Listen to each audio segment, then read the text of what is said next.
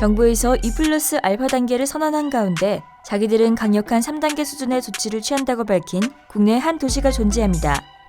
바로 부산입니다. 그리고 이러한 강력한 봉쇄령을 3일간 진행한다고 밝혔습니다. 그럼 왜 2주가 아닌 단 3일만 진행하는 것일까요? 자세한 내용 알아보겠습니다.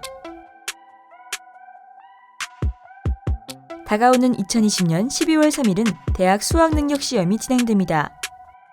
하지만 현재 전국적으로 신규 확진자 수가 400명에서 500명대를 유지하는 상황이기 때문에 학생들과 학부모들은 물론 정부와 각 지역 지자체에서도 걱정이 많은 상황입니다. 변성환 부산시장 권한대행은 브리핑을 통해 이렇게 말했습니다. 특단의 조치 없이는 수험생들의 안전을 지켜줄 수 없습니다. 결국 정부에서 수도권 중심에 2플러스 알파 단계를 선언한 가운데 부산에서는 수능이 끝나는 날까지 3단계에 준하는 조치를 3일 동안 취한다고 밝힌 것입니다. 그렇다면 부산시에서 발표한 3단계에 준하는 조치란 무엇일까요? 사실상 거리두기 3단계는 정부에서 정한 5단계 중에서 최고 단계라고 볼 수 있습니다. 하루 평균 확진자 수가 1000명 정도일 때 이 단계로 격상하게 됩니다.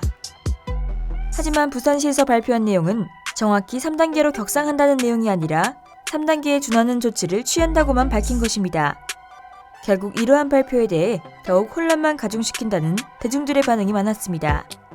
관련 내용을 소개합니다.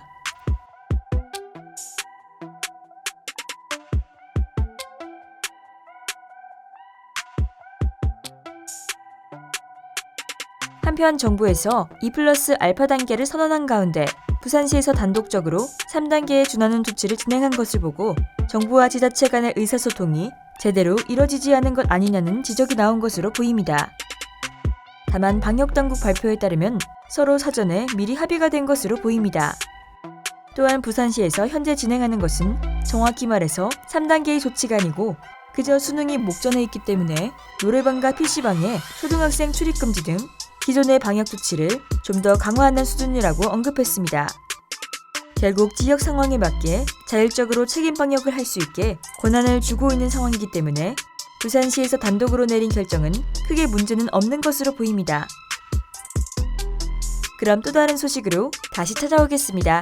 시청해주셔서 감사합니다. 땡슈!